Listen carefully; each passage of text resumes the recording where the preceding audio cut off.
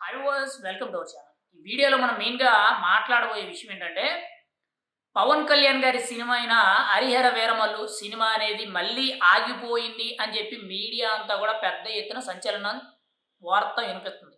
అది ఎంతవరకు నిజం ఉందనేది క్లారిటీ ఎవరికీ రావట్లేదు. ఎందుకంటే మీడియా అంతా కూడా సినిమా పోస్ట్‌పోన్ అయింది.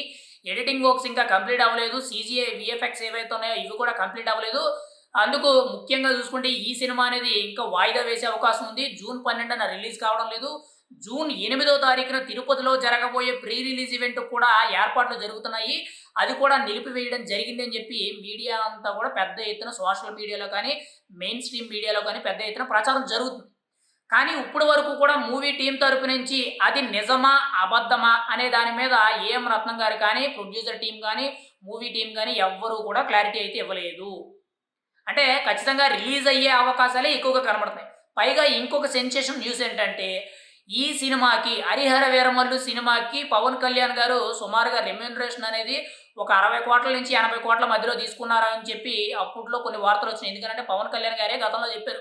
పర్ డేకి నేను షూటింగ్‌కి వెళ్తే ₹2,00,00,000 నేను తీసుకుంటాను అని చెప్పారు. అంటే సుమారుగా ఆయన అప్పటి రెమ్యూనరేషన్ లెక్కేసుకుంటే 60-80,00,00,000 వరకు తీసుకున్నారనే కొన్ని ఆరోపణలైతే ఉన్నాయి. ఏది ఏమైనా సరే ఆయన స్థాయి అది కాబట్టి తీసుకున్నారు. అయితే ఆ రెమ్యూనరేషన్‌లో ₹11,00,00,000 అనేది ఇప్పుడు సినిమా ప్రొడ్యూసర్‌కి ఇప్పటికే కూడా సినిమా లేట్ అవ్వడంతో అది ఆర్థిక ఇబ్బందులు తీసుకొస్తుంది. ఒక రకంగా చెప్పాలంటే ఒకవేళ లాభం వచ్చినా కానీ ఈయనకంత లాభం కనిపించేదేముండదు. ఈయన చాలా ఇబ్బందులు పడవలసిన పరిస్థితి అయితే వస్తుందని చెప్పి పవన్ కళ్యాణ్ గారు స్వయంగా తన రెమ్యూనరేషన్‌లో నుంచి ₹11,00,00,000 తిరిగి వెనక్కి ఇచ్చేయడం జరిగింది. ఒకవేళ సినిమా హిట్ అయితే పర్వాలేదు. బ్యాలెన్స్‌డ్‌గా ఇంకొంచెం ప్లస్‌లోనే ఉంటారు తప్పితే మైనస్ అయితే ఉండదు. కానీ పవన్ కళ్యాణ్ గారి యొక్క ఔన్నత్యం అనేది ప్రొడ్యూసర్ అనేవాడు బతికుండాలి.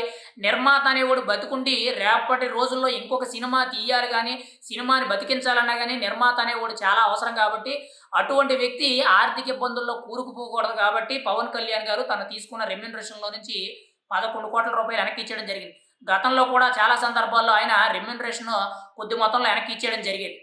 మరి ఏది ఏమైనా సరే ఈ సినిమా మీద ప్రెజెంట్ అయితే సినిమా వాయిదా పడుతుంది. సినిమా రిలీజ్ కావడం లేదు అని చెప్పి పెద్ద వార్త అయితే సంచలనం అవుతుంది. కానీ ఈ సినిమా ప్రీ రిలీజ్ ఈవెంట్ అనేది తిరుపతిలో చేయబోతున్నారు. దీనికి ముఖ్యంగా తమిళ సూపర్ స్టార్ అయిన రజనీకాంత్ రాబోతున్నారు. మెగాస్టార్ చిరంజీవి గారు వీళ్ళిద్దరూ కూడా చీఫ్ గెస్ట్‌గా రాబోతున్నారు.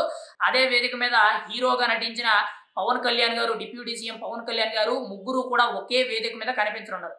ఇదే ప్రీ రిలీజ్ ఈవెంట్ అనేది నార్త్‌లో కూడా వారణాసిలో కూడా చేయబోతున్నారు అనే వార్తలైతే వస్తున్నాయి.